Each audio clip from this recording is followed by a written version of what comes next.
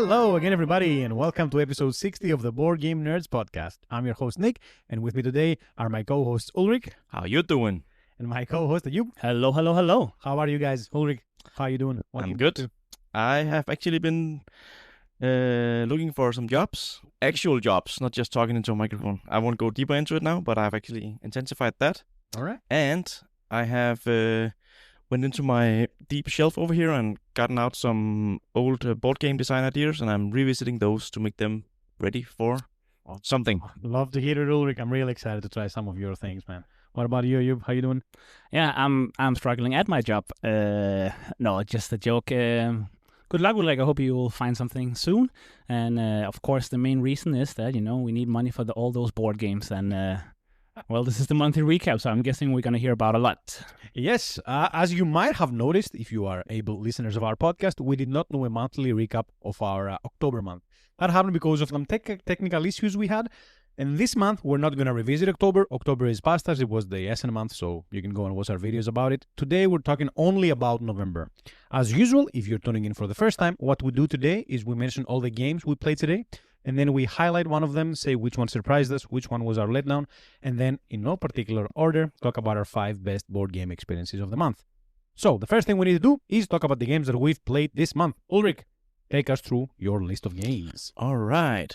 I have played Castle Combo, Alloy, the Prague Astronomical Clock, Agent Avenue, National Economy, Millennium Blades, Maglev Metro, Recall, SETI, Search for Extraterrestrial Intelligence with the Space Agency's expansion, longest title ever, Tag Team, Rising Cultures, Golem, Ruins, Moon Colony Bloodbath, and then I have played some solo games. I have played Rove, Results-Oriented Versatile Explorer, which you can see on our YouTube channel.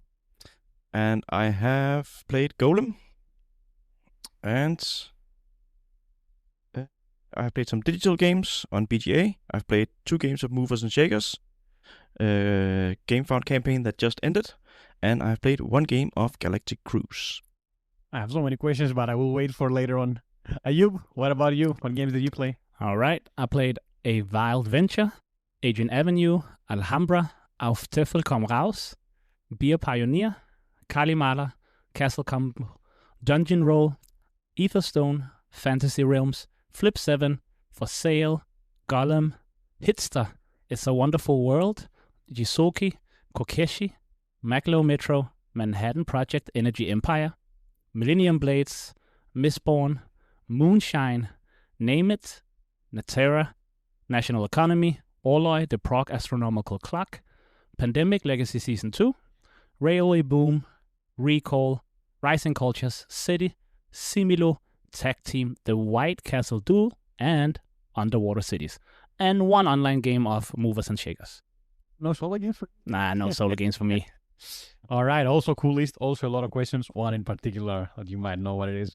All right, what did I play? I played a game of Rising Cultures, I played Tag Team, I played Jisogi, I played Similo, I played Maglev Metro, I played Millennium Blades, I played Basket Boss, I played Bottom, I played Golden Cup, I played It's a Wonderful World, Can't Stop, Horrified, Popcorn, Black Clover Style Festival, Mindbug Battlefruit Kingdom, Dungeon Roll, Mistborn the Deck Building Game, Windmill Valley with the new expansion, Tiny Epic Dinosaurs, and After Us. For my solo adventures, I played National Economy, 11, Millennium Blades, Dungeon Roll, and Resist. And for my digital games, I played Concordia and Ark Nova. All right, full list, as always. Nice that you played a lot, gentlemen. Shall we move towards our categories? As always, I think we like to get the bad stuff out of the way first. So, Ulrich, why don't you start us off with your letdown for the month? Yes, I will. This is a game that I have played twice, both of them in less than optimal circumstances. But I did remember it being better, and the game is played with these 2 gentlemen right next to me, called Maglev Metro. It's by Ted Alsbach, who also made Castles of Mad King Ludwig and that whole thing. And the Between Two Cities, I think, is also him. I was the one took it off the shelf in Bastard Cafe, and I thought, I can teach them this. It's pretty simple. We got rolling, and I didn't really remember it that much. I had to look in the rules a lot, and there was lots of room mistakes. But still, I think it's an okay game. I think the action selection thing, where you move your robots around to change the strength of your actions, is really interesting. But the actual pick up and deliver and route buildings is meh to me. After 2 plays with my first play was the same situation. Sounds like a plan. And I think, Ayub, if you don't mind, I'll take it from here because I have a crossover here. Okay. That was also my letdown. Not because of the teacher or the setting, just because the game felt a little bit, in the beginning for me, very stale. It felt like the very few first turns where you were actually trying to get everything going could be done in like a setup card that could have given you that option to begin, and then the game got going later. Yeah, I just want to reiterate that it's my letdown because I remember it being better the first time I played it, where I had the same little bad situation where I learned it from the rules while playing, but I had this thing in my mind where, this will be good when I play it more, and I had not that feeling. Exactly. And the reason I was excited about it and let me down, it was because Ulrik talked about it in one of our previous episodes on his top 10 M list. And when he talked about it, I remember saying, oh man, that sounds so cool. I really want to try it. And we did. We tried it. It was okay. I would definitely play it again. But it's definitely not the thing that I expected it to be. And hence, it's my biggest letdown. Yeah, I would also like to play it again under top circumstances. I'm not saying it's going to be my favorite game ever, but it definitely did something interesting that I don't feel a lot of other games have done for me. And then I'm always curious. But my biggest letdown is a different game. It is a 2-player only game, and it is a wild venture. I like the game. I mean, it's a new Essen release game from Pika. And the thing is, you are building these cards. They will start with some coins. They have some cool abilities. And once they are done, they go to your scoring pile. And you're trying to get different amount of like rabbits and frogs, and because they multiply with each other. So it's not enough to only play one type. And I was having a great time. And then towards the middle of it, I was like, how was it that it ended again? And then I, of course, look it up, and it's like, oh yeah, once the card deck is over. It's like, what? So we have to play through the whole thing, which normally is not that bad, but since the game didn't have a, let's say, a engine building progression or something, because, you know, whenever your cards are used, you kind of start over by playing some new cards that you can use a few times. So for me, the game just became a little bit too long, and it's also the type of game where I would hope next time I play it, I see a totally different amount of cards. But since we have to draw them all, and obviously some cards will say, score this card from your hand without playing and stuff. So there's a lot of cards where you won't see what they actually do. But just the fact that we're playing, I think the game would have been nicer for me if it was a bit shorter. So I was like, that's a little bit sad. And that's why it let me down a lot, because I actually did like a lot what you were doing in the game. But the fact that it felt like it took too long was like, man. Okay. So sorry, I haven't played the game, so I don't know much about it. But from what I understood, during every game, you go through the entire deck of cards. Yes, you have let's say a main deck, and then you have 2 different decks where you mix one of them together with the main deck. Okay. Then you shuffle them together, and once that deck, you will draw cards, blah, blah, blah. Once that deck is empty, that's the end game trigger. Okay, I see your point. Okay, all right, interesting pick. What do we have next? After the letdown, we have to go to what surprised us. So actually surprised us. Well, why don't you take it away? I can take it away. So, as I like to do, of course, I just look at a game, somebody's playing it, I'm like, man, this sounds cool. I'm going to buy it, and hopefully it's going to be nice. And most of the time, it might be worse than I think. Sometimes it might be exactly what I think. But sometimes I don't have too high expectations, and still the game will surprise me. And for this month, that was Be a Pioneer. I thought Be a Pioneer would be just a, nice little worker placement game. But man, it has so many small cool things. You have like 3-4 different types of workers. And in a way, they all do the same, but they all access different boards of the area. So I might be like, I want to go with my truck to get this. But if I don't do the turn order worker, then maybe Nick will do that first. And I also want to get that. So you and that was so nice. And the game flows very nicely. Boom, boom, boom, boom. Place your workers different areas. It's tight because where the hell is everybody else gonna focus on first, and then round end, do this, do that, next round. And then it has the same thing as viticulture. A certain amount of points is the in-game trigger. Finish the round, whoever has the most wins. And of course, the last thing, multi-use cards. Am I gonna play this card as a order I want to fulfill? Am I going to play it down to engine build a bit on my tableau? Or am I going to have it as a new ability? Very cool game.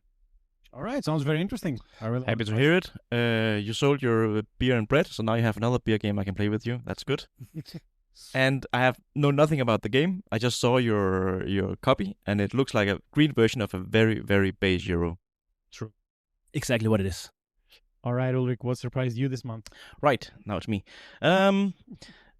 I'm surprised might be the wrong word, but superseded my expectations is this one. Okay. I was a little bit behind the curve on a small game called Agent Avenue from Danish designer Christian Kudal and his wife, which I can't remember your name, sorry. If you don't know it, it's a very small game. It takes 10 minutes to play. You run around a little track and you're trying to catch the other guy. Only mechanic in the game is I split, you choose. I put down 2 cards. Nick can see one of them, not the other one. He picks one. And I have to take the other one, so there's a lot of bluffing going on here. I thought it was just... for the amount of rules it has very crunchy decisions and dilemmas. And I have played it yesterday with one of my friend's wife, who is also my friend, who is not a big board gamer. And I could really see her brain going, what the F is going on here? And I really, really like that. So I think I can play this with many people outside this little tight circle. And that's a really, really good thing to me. Yeah, and it is a very cool game. I played it at Essen. I didn't know it before this year, but I really, really enjoyed it. And now I'm actually very excited to go to the expansion as well. Yeah. I mean, and of course, I played it with Ulrich. And I mean, when you have a 2-player game that is short, you can play it in 10 minutes, and then you have 2-3 options, do one of those 3 things. That's always nice. That just really, if the options both feel like, oh, they're all good or they're similar good or maybe, or what do, it's really, really nice. And I really enjoyed playing it as well. Awesome. And if you liked what we just heard, there are 2 playthroughs of Agent Avenue on our YouTube channel, one with the basic rules and one with the advanced rules. So go ahead and have a look. Might enjoy it. It's me, right? Yeah. What surprised Nick? There are 2 games that were almost tied for this, and both of the games I had played before. So you're going to wonder, why did they surprise me? It was for very different reasons. I will only talk about one of them, of course. The other one was Golden Cup. I'm just going to mention it and it surprised me because I played it at a higher player count and it was really cool. But the one that actually surprised me was Jisogi. Jisogi is a it's a very new game. It's a tycoon-style game. And it's a worker placement game where you have an anime studio that branches off of a larger studio and you try to make it out in the world. The first time I played it as a solo game, it felt okay. Nothing exciting here. It was a very economical, tight solo game.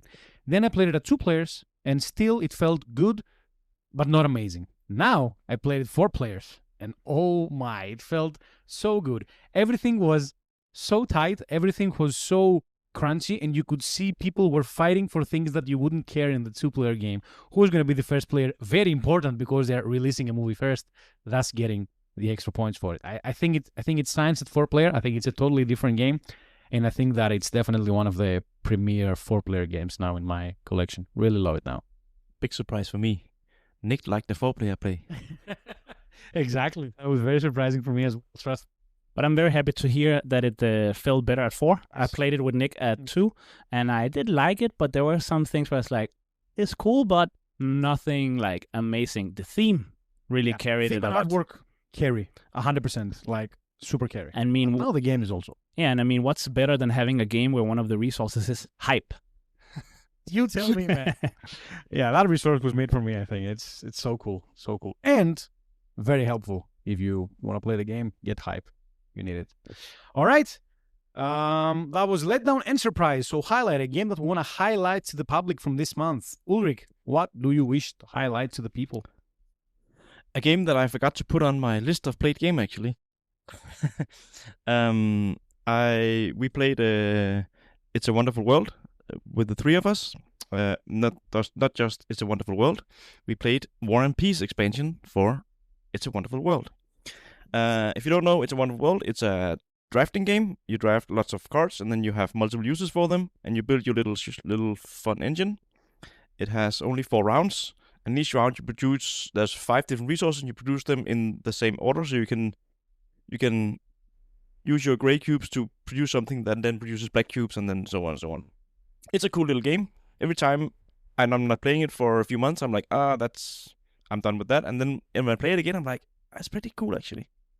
So the play we had was nothing special. It's a campaign style expansion, so it has 4 rounds, and we played one of them, which didn't add a lot, but I'm super hyped to see what goes on next.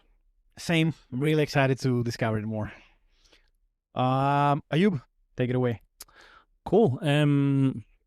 Mine is Movers and Shakers. I mean, I know the game is not technically out yet, but it was on BGA, and a big reason is, of course, that I didn't know much about it, and Ulrik told me that he wanted to try it online, and it just works very uniquely for me and very nicely. It's not super heavy. I thought it would be heavier, but then again, at the same time, it works differently than what I thought. You play down your card, you move those things. It's very interactive, but in a way where it's like, okay, I'm just gonna put my resources in your wagon, so and no, don't think about me. Just drive whenever you want to drive, and that's cool. I really enjoyed that. So I just wanted to pick that game just because I thought it was really cool.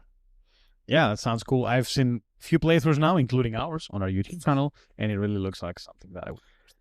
Yeah, for some reason I didn't consider this for highlight. I think because it was digital play, it didn't really It's fine to choose it, but yeah, it was really cool. And I also played a 4-player game now.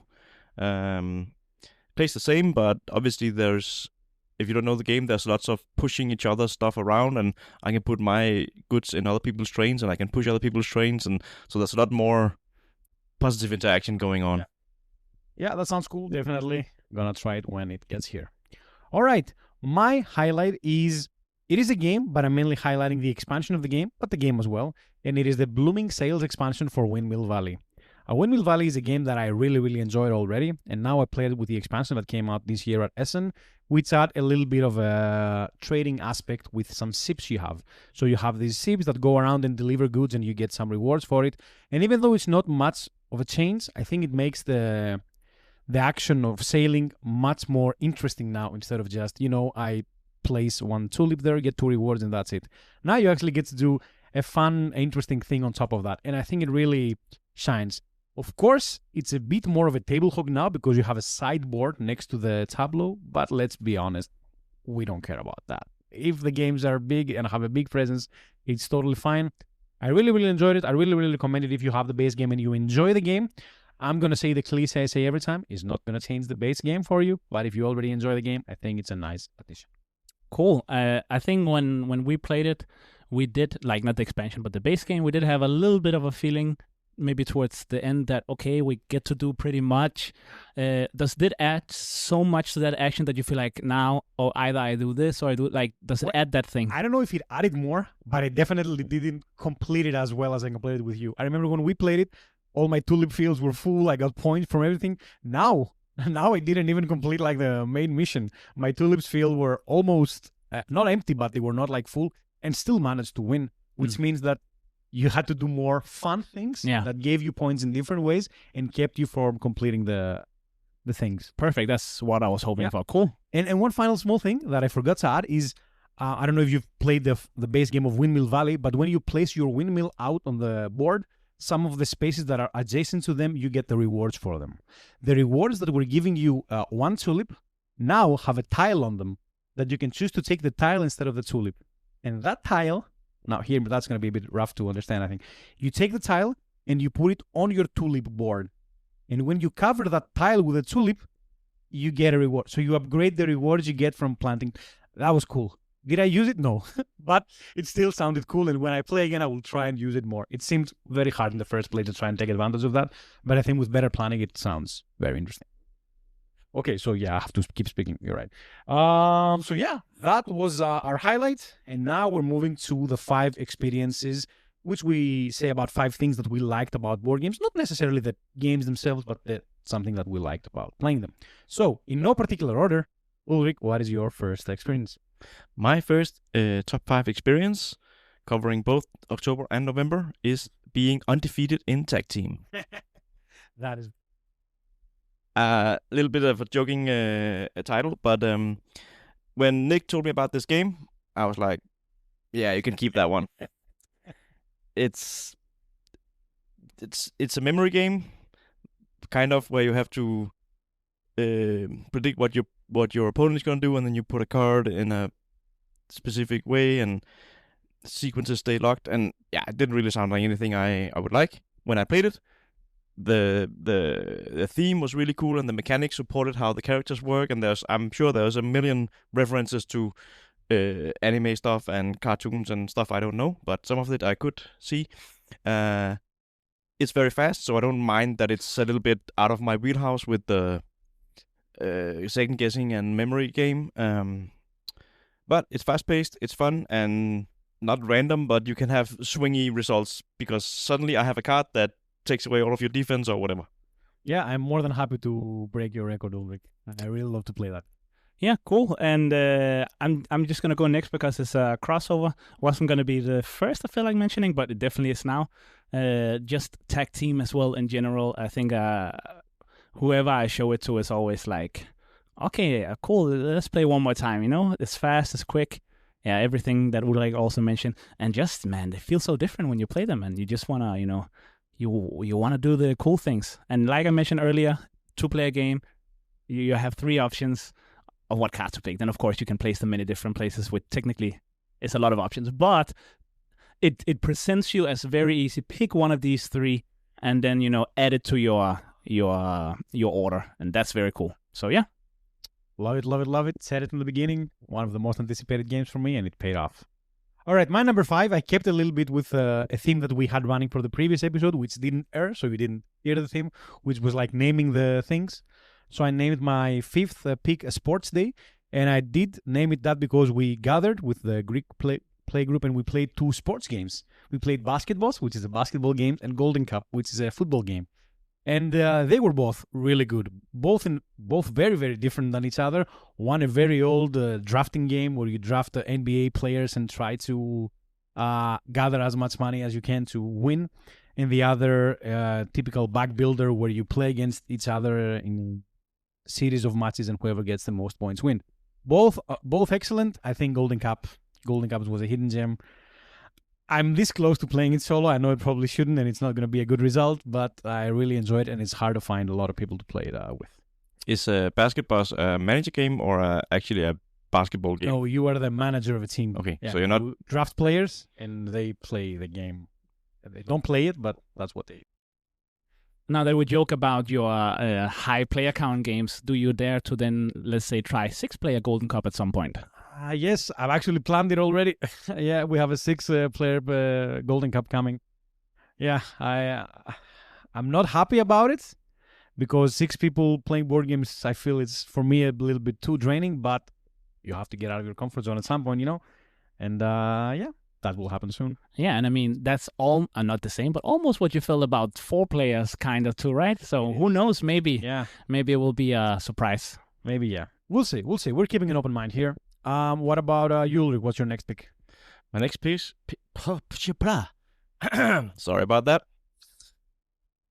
My next pick is also a crossover, and it is playing Movers and Shakers online with Ayub. I don't remember if I mentioned this on the podcast yet, but I actually won a copy of the Movers and Shakers game. I don't have it physically yet. I won it from Paul Grogan's channel, Gaming Rules, where the publisher Quinnet Games was kind enough to make a competition. And I entered it. I forgot. And then a month later, I got a mail. Hey, you have won this game. And that naturally made me more interested. I always thought it sounded cool. But yeah, it was really cool to try it with Ayub and also to record it and do a remote play on our YouTube channel was also something new. But yeah, I think it really does. I like positive interaction in my Euros where you're not getting punished, but you are maybe giving someone else an advantage. And this game does that in a really, really cool way, I think. And I think we should play it 3 players very soon. I am down for it. Me as well. Cool. So these are experiences, right? So they doesn't necessarily be tied to, let's say, a single player or board game, right? So although usually I love board games so much, so all my picks will always be that. But this one is actually recording the Galaxy series. I really had a good time with that.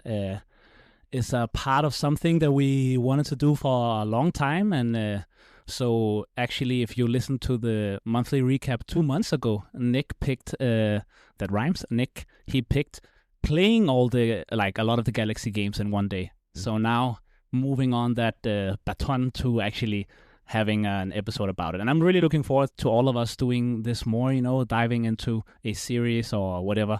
But this was really nice, and just to have that discussion back and forth. So yeah, recording the Galaxy. Yeah, that was cool. And if there is a particular series of games you would like us to talk about, feel free. We do have a lot of games between the 3 of us, and also we have a cafe here with, I don't even know how many games, so we probably 6,000. 6,000, thank you. We probably will have access to the game that you want us to cover. I have a trilogy coming up soon. More on that later. Oh my god, so many things. All right, my next one is called Gotham Needs Me. And Gotham is the name of our cat. I have a cat now, that's also new. And it was late at night, Faye was sleeping, and I was I have a small table that I like to call solo table. It's just a coffee table. And there were 2 games from Essen that I got, Dungeon Roll and Resist, that are small enough to fit in the table, and I wanted to try them, didn't really find a good time to, because my schedule has been cray-cray. So I'm like, I'll do it now, why not? And then I started playing. And then as I started playing, Gotham came and sat next to me. And every time, that we do now, we record an episode. So when I play on my own, I try to speak it out a little bit, so I can also be better at that. And as I was speaking out, you could hear her saying, like she was responding to what I was saying, and that was so cool. I've never had a pet before in my life. I'm not against animals, but I was always afraid of cats because I was allergic to them, so I never had this interaction, and man, it feels so good now. I have a new friend. It feels very cool. And thank you, Gotham. We might have lost the games, but we won the friendship. Sounds like a good YouTube episode with you playing with your cat. That would be cool, I think. Because cat videos get many views, right? I know. Okay, Gotham, you'll be famous. All right, what do we have next? This is also one of those picks where it's more the experience than this is actually the game that I'm highlighting. This is seeing Nick playing Millennium Blades. I was also playing, but the coolest thing about this game was seeing Nick's hype just blasting me from the right. I was like, oh, I'm getting so much hype. I'm being infected by this. Now it's really cool. I didn't know anything about the game. It is an abstraction of playing and collecting a TCG. I'm looking at Nick in the eye because I'm a little bit confused about these terms, but basically you're drafting cards in real time, which is not my favorite kind of thing. And then you build your deck, and then you do some abstracted battle where you play your cards out in a row. That's how much I'm gonna get into the game. There's 2 things in this game that I don't like. There is real-time drafting with lots of decisions. I don't mind real-time stuff, but then it should be really simple for me personally. I think there is so much upfront information in this game. I have to find combos. There's a million different decks I can choose from, and even when I'm choosing from this deck, it's still random if I get what I want, and then I have to choose, do I spend more money to go there again? And all of this is all cool mechanics, but not in a real-time game for me. So for that reason, this is definitely not my type of game. I can totally see what it does cool, and I understand why Nick loves it, and I would recommend it to anybody who has a TCG inclination or interest. But just seeing even when Nick was explaining the rules, he was like, and then you can do this, and then if you do this, then you get this, and then you can flip this, and he was just like, so, and that is enough for me to have an awesome time. Thanks, Ulrich. You are a good friend. I appreciate you. Cool. Yeah. Agree with it, and also we talked about it, right? So then probably the game, the more you play it, the more it shines. So. And it was my second time playing it with Nick, so I already seen that, so I didn't have the same hype because I knew it was going to come. But yeah, I totally get you. All right. My pick here is going to be not totally different, but it has a similar theming in a way to what Nick did with the 2 games. And that's just because I got to play 2 of my bigger games that I brought back from Essen in one day. And that's Railway Boom and Kalimala back to back. And that was just so nice to actually not just, okay, I need 4 people for this game, find one day, then play it, then find another. Just that somebody was ready to come and go boom, boom, boom. And I really enjoyed both games. And it was also a day where I told my friends that came by, if you win, pick a game from the sell shelf, just any game. And if I win, whoever's second, pick a game for some, yeah. So, and we also played a small filler, and I didn't win any of the 3 games, so they did earn their spot there. So yeah, Railway Boom and Kalimala. Awesome. Love to hear Ayub losing games. It's one of my joys in life. I'm just kidding, man. All right, GG's. My next one is called Setting Up, and it is because I set up a game that I haven't played yet, but just setting it up hyped me about it. That game is Dragon Eclipse, and just to give you a little bit of feedback, when you open the box, there's this manual that says, read this manual first. It takes about 45 minutes to do so, and after reading this manual, you're ready to play. And when you read this, I see a lot of people saying, what? I don't want to do that. That sounds awful. For me, that's music to my ears. So I put on my favorite podcast, not ours, another one. And then I sit back and started reading, and it had cards that you needed to put on dividers. You had to create booster packs. I mean, that was so awesome. And then I read a little bit of the intro, and now the game is ready. And hopefully we'll play it tonight with Faye, see how it goes, play the tutorial. I'm very excited about it. Maybe you'll hear or see something about it in the future. My number 3 is Dragon Eclipse. It's a very, very pretty box. Is what I have to say about that game. That is, and very, very heavy as well. Yeah, and also the theming and everything, I didn't know anything about it before you got it. Got me very intriguing, and then I just randomly got a notification. Hey, there's a new Kickstarter in 7 days for the new Dragon Eclipse thing. What? And then I went in, of course, out of curiosity, just to look. I'm like, man, this looks really cool. And once again, reminded that this is something I really want to try as well. Yeah, we'll definitely do it in the future. All right, moving on. Okay, so this one is, once again, more the experience. I went to my other playgroup we purposely moved our play day from the Tuesday to the day that was Halloween, because we / the host liked the idea of us sitting there playing games and the kids coming and banging the door, and yeah. So I thought, okay, I'll bring a game that is not like a 3-hour Crunch Euro where you have to plan every move, and then when you're disrupted, then the game falls apart, right? Because the intention was the intention was that we wanted to be interrupted because of the Halloween thing, right? And I don't really have a horror game, so what I brought was Moon Colony Bloodbath, which fitted. It's almost a horror theme-ish game because you are dying. If you don't know the game, it's like one of my friends like to call it a reverse engine builder. I call it a war of attrition. It's like you have this common deck in the middle that detects what happens, and the decks gets bigger and bigger, and everything you add to it is bad. Every card is like lose 2 people, pay some food, blah blah blah blah. So you're just trying to survive. And because it's relatively short, and so we played 4 games, I think. And after the first 1 or 2, we were laughing so much and oohing and eyeing and, why can you do that? How can you flip that card? I was wondering what I needed, even though I'm not doing anything, but you're just getting into that mode.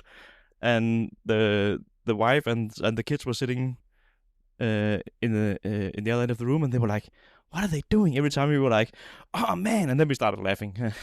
So actually the 17-year-old girl joined us for the last 2 games and beat our ass in Moon Colony Bloodbath, which the father hated a little bit. But yeah, that whole experience, and that every time we flipped the card, everybody said, oh no, and then we started laughing. And then the mother, who was sitting in the next room, was like, we started laughing, then she started laughing, and then we started laughing because she started laughing because she didn't understand what we were doing. And yeah, it was the right game for that night for sure.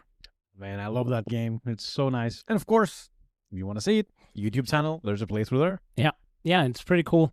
And I think I have the same feeling about it a little bit that, like you mentioned at some point, Nick, about the Ascension Tactics. before I'm playing it, I'm like, do I really want to play that again? It was kind of fine, but then when I'm playing it, man, I'm so excited. I'm like, oh man, this is really, really cool and good. And nothing is better than this big stack of deck now.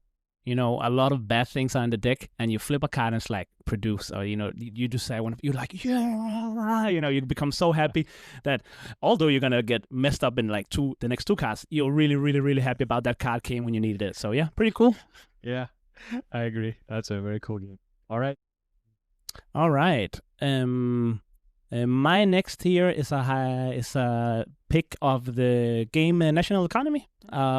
Before going to Essen, I was like, man, this Japanese game looks cool, and I wanna try it. It's a worker placement and like a tableau builder.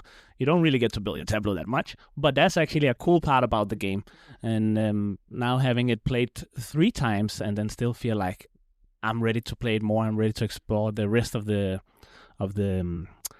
different decks that are inside the box, and it gives me enough, let's say, juicy decisions in a game that is less than an hour 2-player game at least. Of course, it will be a bit more and I really like that. I really appreciate games that nowadays when we want to play so much that feel good and crunchy, but still are not too long. That's my pick. Yeah, National Economy is great. I really, really like it. I really want to dive into it more. The whole puzzle of how to actually survive and go plus. I think it's very interesting. Yeah, I didn't notice before just now. It actually feels a lot like Moon Colony Bloodbath. You're building stuff, but you're probably losing it pretty fast. It's totally different theme and mechanics, but it actually has the same sort of like up and down curve. Definitely. Mostly down. Mostly down. True. Actually, it's coming out tomorrow, the video for National Economy. So tomorrow you'll be able to watch a video placed for that YouTube channel. So stay tuned. All right, my number 2 is called Setting Sail, and it's more about the game than the experience. I thought we always talk about the experience, but this time is about the game, and it is the Windmill Valley Blooming Sails expansion. Already talked about it as my highlight. Really liked the play. We had a 2-player game of it. Barely fit into our table, but still awesome, awesome, awesome. Really enjoyed the game. Now I also upgraded my tulips to big plat. Oh man, Ayub has corrupted me. But yeah, I really, really loved it. It was a very nice play. We should play it again, 2 or 3 players. I think it feels nice. And that's my number 2 pick. Primero. Right. I've played it once, without the expansion, so happy to do so. My next pick is a game that I got at the Math Trade in Essen. I was lured into this Math Trade thing by Nick. And I got kind of hyped about it. And okay, these 5 games I don't want to get rid of, but I'm realistically not playing them. And then I searched, and sometimes I felt like, okay, I could get this game, but am I really hyped about it, or do I just want to get it just because now I'm in the Math Trade? And this was one of those where I'm like, yeah, it was cool the first time I played it, but was it that cool? Okay, I'll just get it, because it didn't feel like I was buying it, because I was getting rid of a game that I realistically wasn't playing anyway. And the game is Golem. It is, to a certain extent, another version of Grand Austria Hotel, at least with the action selection. Thematically, you're in Prague, and you're building these golems, these clay robot things that are running around town, and they're getting a little bit out of hand, so you have to control them. And this is the cool part about the game, is that these golems are running up a track, which you are also running up, but you kind of want the golems to go either die or go back, because you have to pay if they are far ahead, and you have to go up the track. And so this is a game where you actually go up and down tracks in a Euro, which is not happening so much. That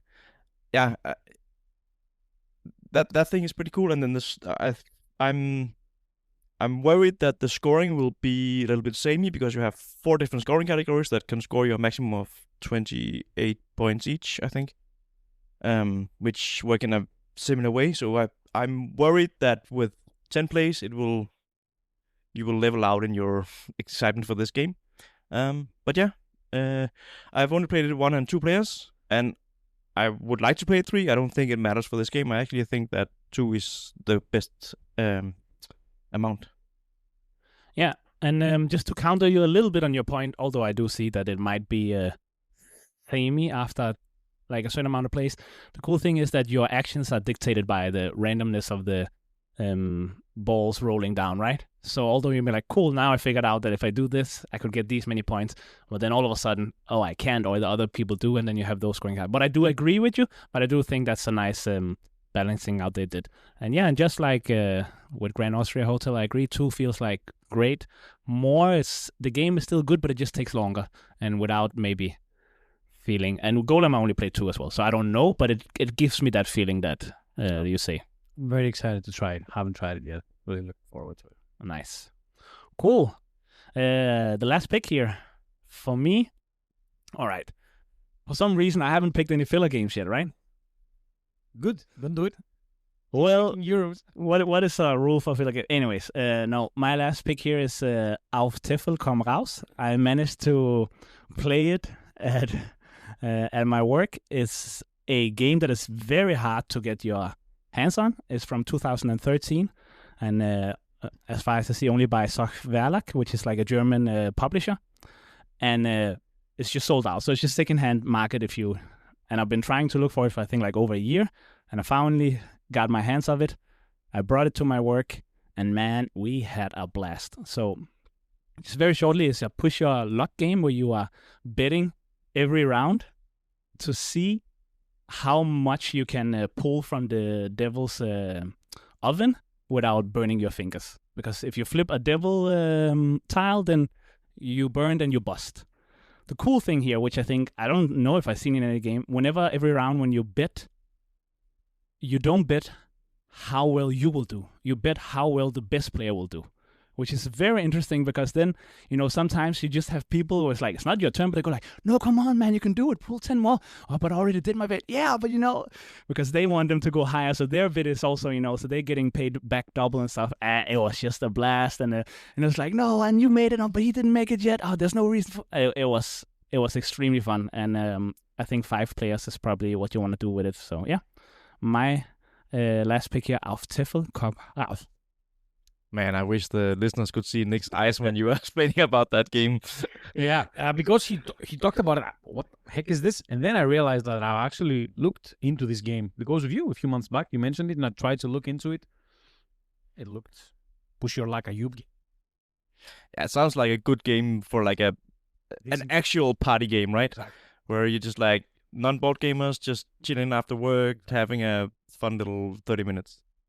Yeah, it really is a good time, and I really like how it's not a game where you go like, it's not my turn, so I don't care, even if you're playing with non-gamers, because everybody cares if you pull that right amount. And yeah, and just a little bit shout out to way back when I first time heard about the game is that the Heavy Cardboard played it, and although they're usually going for heavy games, they really Heavy cardboard. really enjoyed this game, and that's what intrigued me. Oh, some heavy gamers enjoy this filler. So yeah. Very, very, very happy that I finally achieved it. Awesome. Good to hear. All right. My number 1 needs no explanation and no title. I played it 5 times this month. It's Millennium Blades, of course. Finally got my hands on it when I played it first this year with some of our friends a few months back. I was in love with the game. I tried to find some used copies because I wanted to get everything as cheap as possible. I couldn't. Then I found an expansion at Essen, and then I'm like, you know what? I'll press the button. And I took every single thing that ever existed for the game. I've sleeved everything, another thing that I love doing. And now I have it. I've played it 5 times, 3 with other people and 2 solo. I have no words. Just wait until my top 100. That's all I'm going to say. That game's amazing. It's designed for people like me, I feel, with a card game background. It's so cool. I hate real time with a passion. But in this game, I don't mind it. Because even though it's real time, it's like, okay, I'm building my deck. And even though there is a lot of fun, a lot of information, as Ulrich mentioned, once you play it a few times, you know there's no possible way to actually get what you want. So you see what you have, and you go as close as possible to what you want. And you play with those things, and then you just love it. Which is, I guess, also the way boosters worked back in the day, right? Exactly. Now you can buy singles and stuff, but if you go into it with the mindset of what TCG is... Exactly that. You're buying boosters. You don't know what's inside. You hope and pray for the best. Cool game, cool design. I love it, love it, love it. Whew! All right, we did it, gentlemen. We said a few months back that we would start this section, but we still haven't, so we are introducing it now for the first time, I think, maybe second. It is the update of our collections. So every month we will talk about the games that entered and left our collection. And I'll remind you that if you want to have a look at our collections, currently only mine, but we'll add the others soon. You can, of course, look on BGG. You can find them there. But also there is an Excel on BGG that you can see our collections being updated in real time. So why don't we start by you, Ulrich? Go ahead and tell us what happened to your collection. Yes. First things that left my collection is some good games, I think, actually. It's Agra, Xayah, Legends of a Drift System, Raiders of Scythia, Sparks, and Euphoria.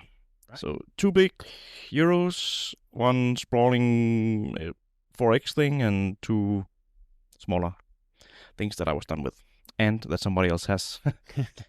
And then what entered my collection was Moon Colony Bloodbath. It was a gift. Thank you very much. Radlands, also a gift. And then a gift to myself, which is Robinson Crusoe, which I have never played and I hope to play. People say the rules are tough, but I want to give it a go. And then a small little thing called Last Lighthouse, which is on our YouTube channel. Oh, that little game. No, it sounds like I'm overhyping everything, but I really, really enjoyed that game. I really want to play it over. Yeah, you can borrow it. Yeah, it surprised me. It was like I was in a local friendly game store buying a gift for a birthday party. I was like walking around, and they have lots of weird things in that store. Weird meaning good. Mm-hmm. And they had some Bonchai games. Bonchai games are very hard to get in Europe, as far as I know. If you know any store, let me know. And they had a few Bonchai games, and I'm like, okay, this one is solo, I'll get that one, and I can do a little quick one. But that was fast, funny, yeah, pretty cool. Awesome. Yeah, the only shop that I knew, I don't know if still was in UK, which is Europe, but it's not the EU, so it's still expensive. But but if you are in the UK, I think you can actually find some there. But cool, yeah. I also when I saw the video, I was like, cool. I kind of want to play the game, but I'm not a solo player like the two of you. But I actually think it looks quite interesting. So if you're out there, even the non-solo game of the group said that it looks good. All right, should I move on to it? So Nobody But Us Chickens and Micro Dojo left my collection. As I mentioned a bit earlier, I had the day where I said, if you win, pick a game. Oh. And those were the 2 games that were picked. Sorry, I don't like interrupting, but can I interrupt? Of course. Okay, who took Nobody But Us Chicken? Jink took Nobody But Us Chicken. Cheers, man. He looked at it and he was like, oh yeah, I remember I tried this. And it was fun, so he actually tried it. And Akin didn't try Micro Dojo before, but he thought it looked interesting as a little two-player game. I haven't played. That sounds... And entering my collection was Auf Teufel komm raus. Thank God. And then the Druids of Eldor, the Stefan Fell game, unpunched anything, is still just on my shelf, but I needed to buy more sleeves. I saw the game. I was like, Stefan Fell, I have a soft spot there. And then my Kickstarter arrived on Manhattan Energy Empire, the new version. All right. Got to try a 2-player game of that with my girl, and man, that's very interesting. Sounds cool, man. Some good games. All right, new house for me, which means less shelf space. A lot of games back from Essence, so cleaning had to be done. So a lot of games left my collection. So 15 Men, just as it came, it left. Dice Forge, Dungeon Fighter, Love Letter, Meow 10, Nidavellir, Chimera, Tales and Games, Heron Tortoise, and Trust Me. Did you win Nidavellir? I won Nidavellir. Okay. Yeah. He said he wouldn't sell it before he... No, I won. That's why I gave it away. And then what entered my collection was, of course, Millennium Blades with the expansions Set Rotation and Decked Out. And then I also got a Marvel Champions Nebula Hero Pack. I mean, it was only €6. Shouldn't I just throw it in the basket? Who knows? I didn't have it, So, yeah, that's pretty much. Mostly leaving my collection, not entering. That's about it. I got a new game today, but I didn't add it. I will add it next month. So stay tuned to learn what it is. Good job getting so much out and not so much in. Thank you. It had to happen at some point. Yeah. But I mean, of course, since the last month thing didn't get uploaded, we got a lot from Essence. Yes. So there's a natural, of course, not what is it called, natural increase, and also now a natural feeling of wanting to get rid of some games. And I know I've said it 4 times in this episode, but if you want to see what we got from Essence, just visit our YouTube channel and see the whole videos. Hey, gentlemen, we made it. Anything else you would like to add? Yes. just as a final question, in one of the monthly recaps, I asked this, and I'll like this. I'm going to ask you again. It's the same question. It's not a new question. You played a bunch of games, and we do it, and we talk about them back and forth and whatever. But if you next week would have to play one of them again, not have to, you get the choice of picking something, and saying, I really want to play this again. It could even be your biggest letdown because maybe you want it to change or whatever. But I'm curious, next week, the day you pick, which game do you really want to play again? Okay, I'll start. I have 3, but I'll stick with one. Okay, it's Black Clover Star Festival. Black Clover Star Festival is a game based on a very lovely anime that I like, Black Clover. It's an amazing show. We played it 2-player with Faye, and the whole game we were like, man, this rule is so stupid, man. Why do they add that? It's so dumb. And when you play the game, sometimes your spider sense tinkle and says, at least for me, we're doing something wrong here, And I sneak in the rule book whilst it was in the bathroom, like, let's see. And of course, we were doing this thing wrong. And that's why the game felt like this. And we discovered it just before we scored. And I'm like, oh, man. And now I really want to play it again to play it correctly because we played the whole game and we enjoyed it. Even without that rule, I see more than me. I was okay. I was mostly loving the artwork and the theme and the cards and the character. But now that this is out of the way, cool. I really want to play it. I really know that I don't know the game. I really know that feeling where like there's something here that feels off. And with this group, I'm comfortable enough now to say don't think that's right, Nick, if he explains something. Yeah. But in other settings where if I'm like the guest, I'm just gonna I'm gonna try to just okay, he's teaching the game. Good topic. Social etiquette. But at some point you go like this feels like this is breaking the game. There's something off with this. Yeah, I know that feeling. Anything you wanna? Yes. I really want to play Movers and Shakers at 3 or 4. I did play a 4-player game, but it was a turn-based BGA thing, and that didn't really work for that game because there's lots of actions where you interrupt each other's turn. So I'm moving, and then Nick has to do something, and then I have to wait 5 hours until you choose which bonus you get, and then it comes back to me. And yeah, that was pretty terrible. The game was good, but I would like to play a real-time 3 or 4-player game of that.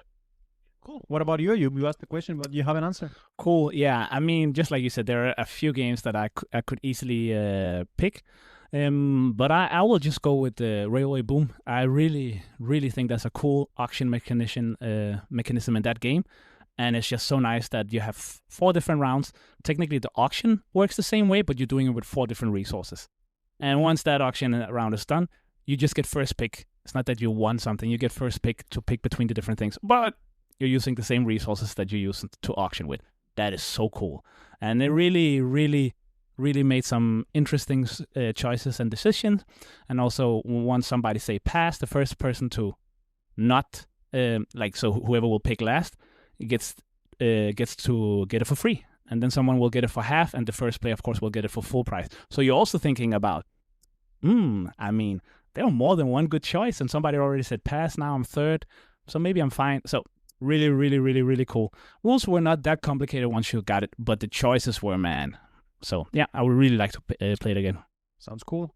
Surprise, surprise. Ayub likes an auction game. Alrighty. Sounds cool. All right, that's it. That is our episode. Once again, thank you all for listening. If you want to find our videos, now we have a YouTube channel you can go and see. As I mentioned, tomorrow National Economy drops. 2-player playthrough. Go have a look. You can find us on Patreon for extra content, on Instagram for snapshots of our game nights, and on Blue Sky for our latest news. As always, thank you all so much for listening. This was Nick. This was Ulrik. This was Ayub. And we'll see you in the next one. Bye.